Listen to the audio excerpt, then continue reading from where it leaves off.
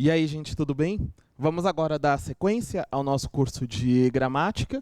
Estamos na aula 10 e convém lembrar que as aulas 9 e 10 formam aqui um conjunto, né? O título aí no seu material é Artigo, Numeral e Adjetivo no Sintagma Nominal.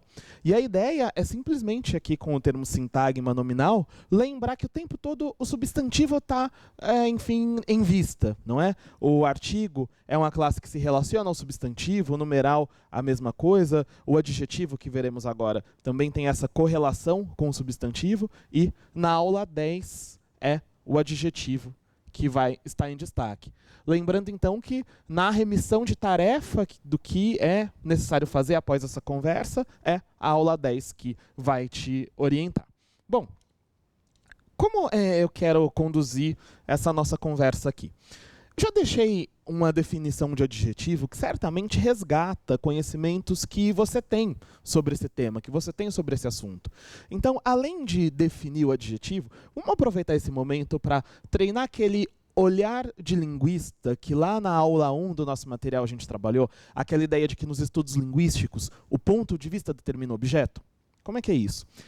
Queria que, a partir dessa definição aqui, a partir de como o adjetivo está conceituado, você buscasse identificar dessas características quais ou qual está mais ligada à sintaxe. Qual característica do adjetivo diz mais respeito ao sentido, ao significado, à semântica? Qual característica do adjetivo tem mais a ver com a forma, com a morfologia? Bom, a definição é essa. O adjetivo liga-se a substantivos, concorda com esses substantivos e atribui características a essa outra classe. Você pode dar uma pausa no vídeo e pensar um pouquinho. O que é sintaxe aqui? O que é semântica aqui? O que é morfologia aqui? Imaginando que você pausou, que você pensou, eu vou aqui retornar. E essa ideia de que o adjetivo se liga a outra classe envolve relação entre palavras, no fim das contas. Envolve como o adjetivo se insere na estrutura de um enunciado. Então aqui a gente está no campo da sintaxe. Quando a gente diz que o adjetivo concorda com o substantivo, é possível pensar de novo em sintaxe, não é? Porque é uma correlação entre adjetivo e substantivo. O adjetivo muda de forma, masculino, feminino, singular, plural, para acompanhar o substantivo. Mas também, além de sintaxe, eu tenho aqui morfologia. Porque se eu digo que ele muda de forma, estudo da forma é a morfologia que faz. Bom, como aqui eu tenho morfologia e tenho sintaxe ao mesmo tempo, eu posso dizer que aqui a gente tem um olhar para morfossintaxe. E por fim, quando se diz que o adjetivo atribui característica ao substantivo, atribui característica está no campo do sentido, está no campo do significado, está no campo da semântica. Vamos lembrar uma coisa? A gente viu que substantivos podem expressar características. Beleza é um substantivo, para pegar um exemplo. Então, para além da semântica, é sempre importante olhar para os outros subsistemas da língua quando o exercício é um pouco mais exigente, pede para que a gente identifique um adjetivo num contexto um pouco menos claro, não é? Além de olhar para a semântica, atribuir característica, lembra da sintaxe, sobretudo, que o adjetivo é ligado a um substantivo. Quero fazer um exercício prático partindo disso, de identificação do adjetivo em um texto, para a gente poder avançar, para poder caminhar, aplicar de fato essas definições. O texto que eu escolhi para a gente trabalhar é um trecho de uma canção, é a canção Podres Poderes, do Caetano Veloso. Recomendo que você ouça, você está aí conectado, então você pode buscar no YouTube, você tem o seu Spotify ou outra plataforma qualquer, você pode escutar enquanto acompanha a letra, e aí a gente conversa sobre o seguinte. Cadê os adjetivos aqui? Pode dar uma pausa. Enfim, né? Você tem aqui a letra enquanto você vai ouvindo e você pode buscar aqui quais são os adjetivos com base nessa definição. Dá uma pausa, na volta eu aponto aqui para você onde é que estão as palavras dessa classe.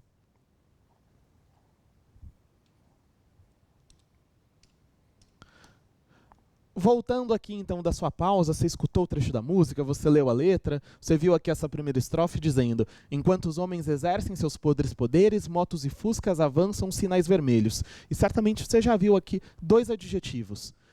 podres, qualificando poderes. Lembra aquela história, né? Poder está no plural, poderes. O substantivo concorda, desculpa, o adjetivo concorda com esse substantivo, o adjetivo qualifica esse substantivo, o adjetivo se liga a um substantivo, tal como vermelhos em relação a sinais. Agora, vem aqui um trecho que não é tão óbvio, né? Motos e fuscas avançam sinais vermelhos e perdem os verdes. Verdes aqui é um adjetivo? Para identificar verdes como adjetivo, é importante considerar que essa expressão aqui tem sinais como um substantivo implícito, não é? Entendendo que assim como aqui vermelhos qualifica sinais, verdes qualifica sinais verdes, verdes é um adjetivo também. Mas insisto, só faz sentido dizer isso se eu pressuponho aqui o substantivo. Agora, em somos uns boçais, veja só o que acontece. Boçais, verdade, é uma palavra que caracteriza. Mas não é possível dizer que nesse verso, somos uns boçais, nesse sintagma aqui, nós temos... Vou até mudar a cor, tá? Para que você não se confunda. Não é possível dizer aqui que nós temos uma palavra que qualifica um substantivo. Aqui eu tenho o artigo, aqui eu já tenho esse termo boçais, e não tem nenhum implícito aqui, diferente do que aconteceu em perdem os sinais verdes. Então essa palavra aqui é um substantivo, ainda que ela expresse característica. Claro, se aqui houvesse um substantivo, somos uns seres boçais, por exemplo, boçais qualificaria seres, seria outra coisa, seria um adjetivo. É que aqui não cabe pensar no implícito, ao contrário do que a gente viu no exemplo anterior. Vou seguir. Lá adiante, voltar aqui para cor azul, que está qualificando aqui os adjetivos, nós vemos aqui América Católica, católica qualifica América. Nós temos aqui ridículos tiranos, ridículos qualifica tiranos. E lá adiante nós temos estúpida retórica. A retórica é qualificada, é caracterizada como estúpida. Incompetência. Verdade que a palavra incompetência expressa característica. Mais uma vez, não dá para dizer que incompetência aqui é um termo que se refere a um substantivo. Incompetência é o próprio substantivo. Veja aqui o artigo, né? Em a incompetência, incompetência não é adjetivo. Bom, em um primeiro momento, portanto, eu pedi que você buscasse identificar os adjetivos. Está aí uma série deles. Eu vou te lançar um desafio a partir desses adjetivos que você já qualificou. Queria que você buscasse, vou apagar aqui para não deixar poluída a letra, que você buscasse explicar o efeito que a anteposição dos adjetivos provoca aqui. Não sei se você reparou num primeiro momento, mas alguns adjetivos apareceram depois dos substantivos, que é, inclusive, a ordem comum na língua portuguesa, e outros adjetivos foram antepostos. Vamos separá-los em dois grupos, para poder buscar aqui ou pensar sobre uma explicação. Vou usar aqui duas cores. Em sinais vermelhos, vermelhos aparece na posição que é mais comum do adjetivo, que é posposto ao substantivo. Em América Católica, católica também aparece na posição comum, que é depois dos substantivos. Aqui em perdem os verdes, de sinais verdes, a mesma coisa, né? O adjetivo na posição que lhe é mais comum. Mas não é o que acontece aqui em podres poderes, em que o adjetivo está anteposto. Não é o que acontece aqui em ridículos tiranos, em que o adjetivo está anteposto. Não é o que acontece aqui em estúpida retórica, em que o adjetivo está anteposto. Então, volto à minha pergunta. Quando você compara os substantivos que foram aqui colocados na ordem comum, pospostos a os substantivos, e os outros que foram antepostos, você consegue perceber algum padrão? Consegue levantar alguma hipótese de quando se escolheu por uma ordem ou por outra? Você pode dar uma pausa e a gente conversa sobre isso.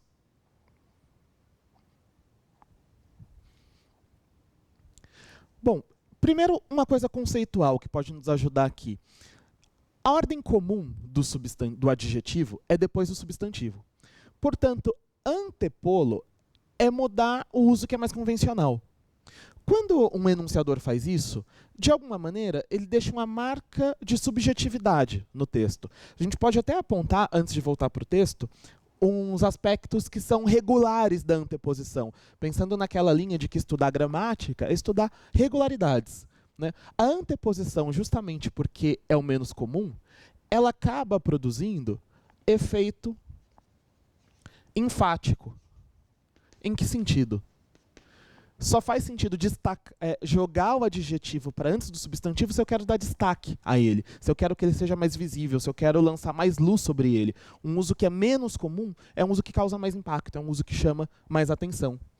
Por consequência, é possível dizer que a anteposição é marca de subjetividade. Por exemplo, se eu quero enfatizar o quanto, na minha visão, os poderes são exercidos de uma maneira incorreta, os poderes são exercidos de uma maneira deplorável, os poderes são exercidos de uma maneira podre, como está na canção, podres poderes, na expressão podres poderes, essa qualificação é enfatizada. E essa escolha por enfatizar é minha. Nesse sentido, marca de subjetividade. Se eu usasse poderes podres, não que a expressão seria 100% objetiva, não é essa a ideia, mas o destaque é a marca de subjetividade, entende? Então, não é possível aqui pensar de uma maneira binária, por favor. Se a gente disser que poderes podres é objetividade, não é verdade. O que eu estou dizendo é que se enfatiza a qualidade quando ela é anteposta. Vamos voltar aqui. Quando na canção do Caetano Veloso aparecem os adjetivos na posição comum, veja que ele fez isso com os adjetivos que são mais descritivos, quer dizer, que dependem menos de um julgamento. Não é uma opinião dele que os sinais, farol de trânsito, né, a sinaleira de trânsito, são vermelhos. É um dado de realidade. A mesma coisa em sinais verdes, a mesma coisa em América Católica. Se a gente pensar numa tradição, numa formação do continente americano que teve grande influência do catolicismo. Não um julgamento particular dele. Agora, dizer que os poderes são podres é o julgamento dele. Veja que justamente onde o julgamento se destaca, ele opta pela anteposição. A mesma coisa quando ele considera os tiranos ridículos. Para destacar essa avaliação particular, o adjetivo está anteposto, em ridículos tiranos. A mesma coisa quando ele julga sua própria retórica como estúpida, ele antepõe estúpida e dessa forma a caracterização acaba se destacando. É claro que, né, não podemos negar que há uma questão de sonoridade, é uma letra de música, é um texto que foi feito para ser cantado, e isso só traz mais beleza para o recurso que ele utilizou, porque ele conseguiu aqui juntar forma e conteúdo, né? Quer dizer, essa maneira de cantar, essa sequência de sílabas átonas e tônicas, também está associada a uma escolha de conteúdo, que é uma escolha que reforça os julgamentos, numa canção que é uma canção bastante crítica, já do seu título, não é? Podres Poderes. Gente, olha, em que ponto a gente está da conversa? A gente identificou o adjetivo, diferenciou adjetivos de substantivos e chegamos a falar sobre o quanto a ordem do adjetivo é importante para criar um efeito de sentido, criar diferentes efeitos de sentido, justamente porque a anteposição produz ênfase, sendo uma marca de subjetividade. Com isso, você pode se dedicar a duas questões que estão aí no seu material. Uma primeira é a questão de número 5, que está mais voltada para a identificação do adjetivo. Depois de fazer a questão de número 5, uma questão um pouquinho mais exigente é a questão de número 7. Só lembrando, todas as questões dessas aulas 9 e 10 têm o seu gabarito no Anglobox, então você pode buscar os gabaritos lá. Bom, essa questão de número 7 é um pouco mais elaborada, ou lida com um tema que é mais recorrente, eu vou pedir que você faça agora. Tá? Então, dá uma pausa, faz a 5 e a 7 eu quero comentar na volta da sua pausa. Tá legal? Na questão 7, você leu aqui a primeira estrofe do poema A Lamentável História dos Namorados, um poema do Drummond, e o enunciado diz que, no título do poema, a ordenação das palavras é explorada como recurso enfático. Primeiro passo, vamos entender como isso acontece lá no título do poema? O título do poema é A Lamentável História dos Namorados. E você leu o poema, você viu de fato que os namorados ali estão num momento de crise, não é? Bom, para destacar o quanto essa história não vive um bom momento, ele usa o adjetivo lamentável. E como você pode ver, esse adjetivo está anteposto ao substantivo história. É nesse sentido que a ordenação das palavras é explorada como recurso enfático. Para se enfatizar a característica, ela foi anteposta.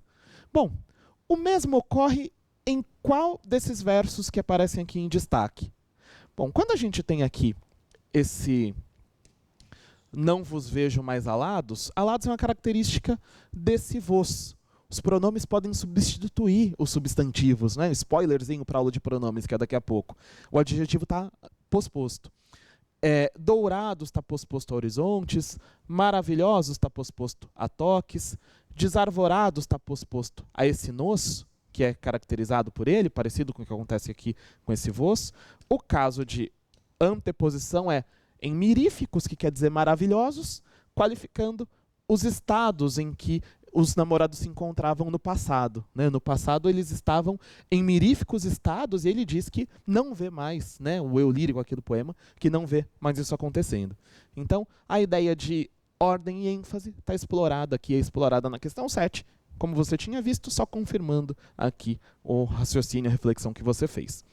Bom, falta um último ponto, pensando em varrer o tipo de reflexão que os exames pedem sobre o adjetivo e, claro, né, um ponto que é fundamental para a compreensão de textos de modo geral, mesmo quando não é para responder especialmente uma questão sobre esse tema.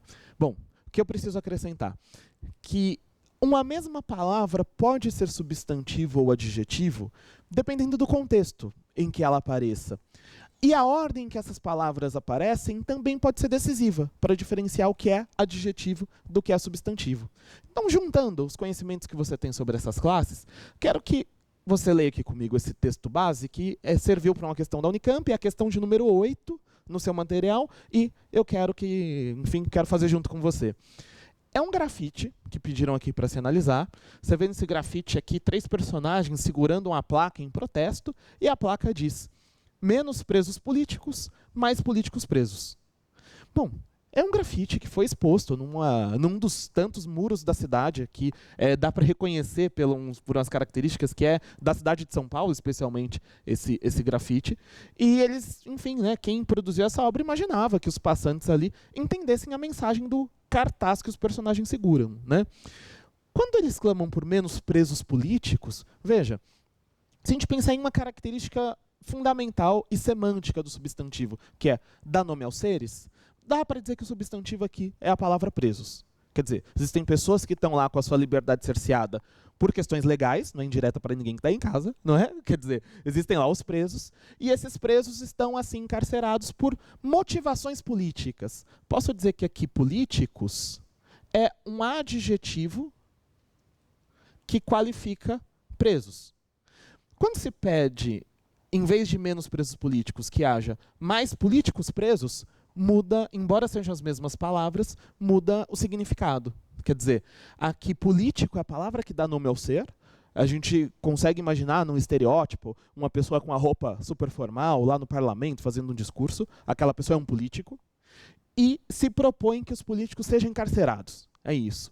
Presos aqui dariam a qualidade para políticos. Presos aqui passaria a ser o adjetivo. Para deixar, enfim, isso como um ponto de partida e analisar a questão, o enunciado diz: no contexto deste grafite, as frases menos presos políticos, em que políticos é adjetivo, e mais políticos presos, em que o adjetivo passa a ser presos, enfim, as frases expressam. Pensa um pouco sobre as alternativas, a gente já conversa. A dúvida comum é entre A e C. Dúvida mais comum. A está dizendo que há uma relação de contradição, uma vez que essas expressões indicam sentidos opostos. Duas coisas aqui para se observar.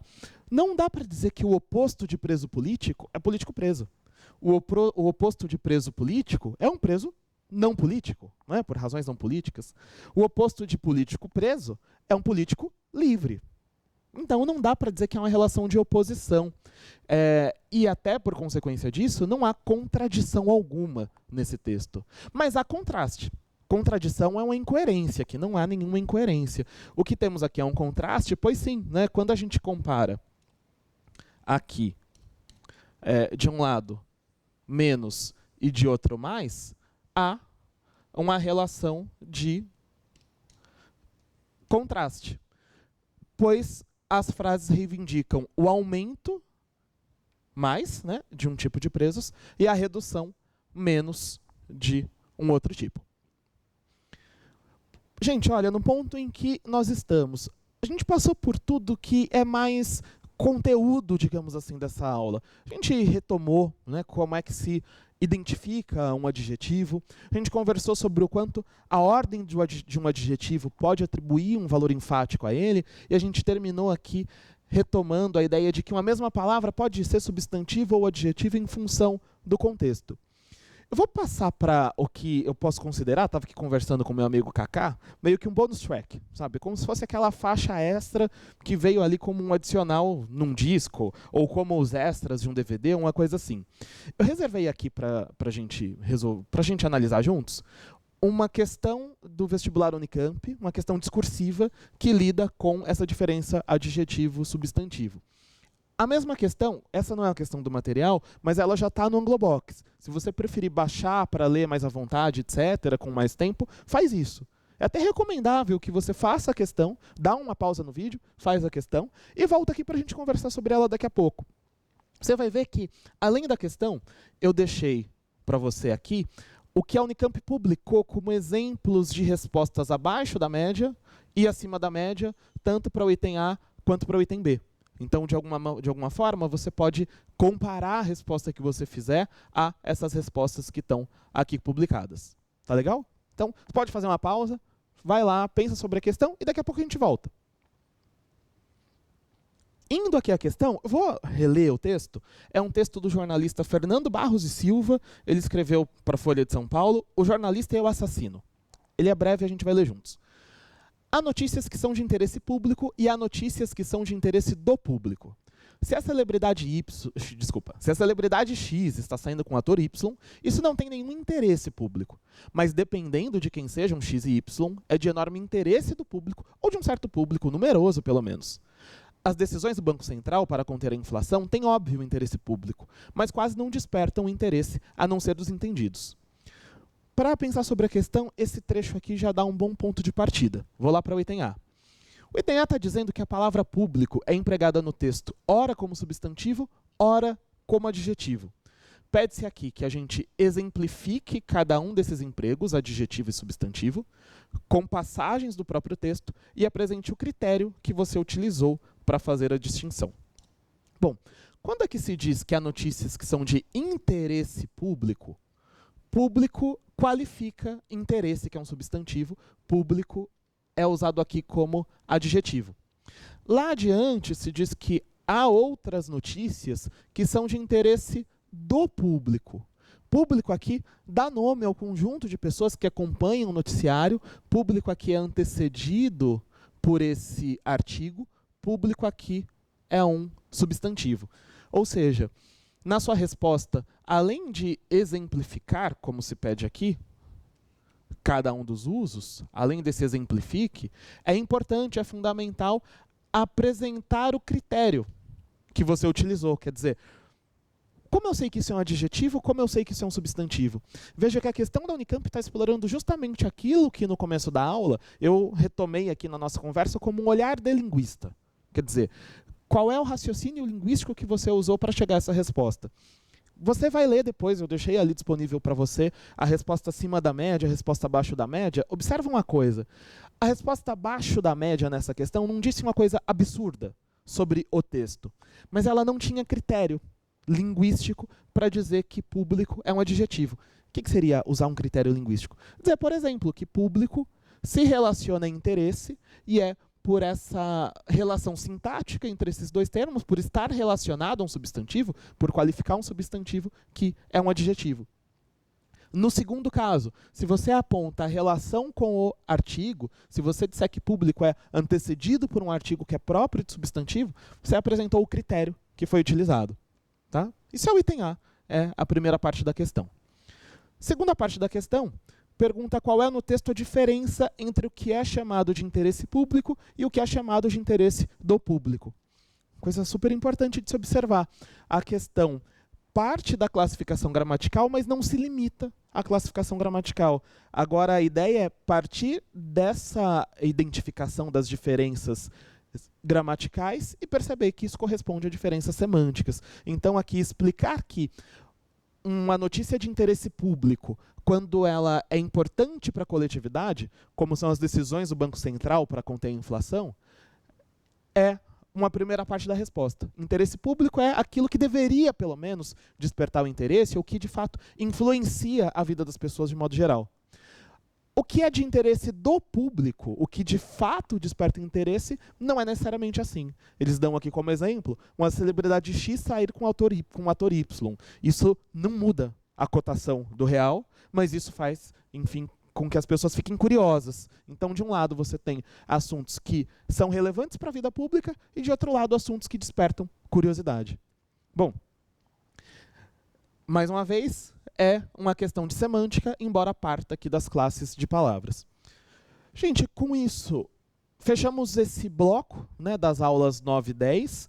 Foi a aula 10 agora, então o que está indicado como tarefa para a aula 10 é a tarefa que está recomendado que você faça. Essa questão aqui, né, volto a dizer, estão lá os exemplos de boas respostas para que você possa ter um parâmetro de comparação. E a gente se vê numa próxima aula, tá legal? Por enquanto é isso, até uma próxima.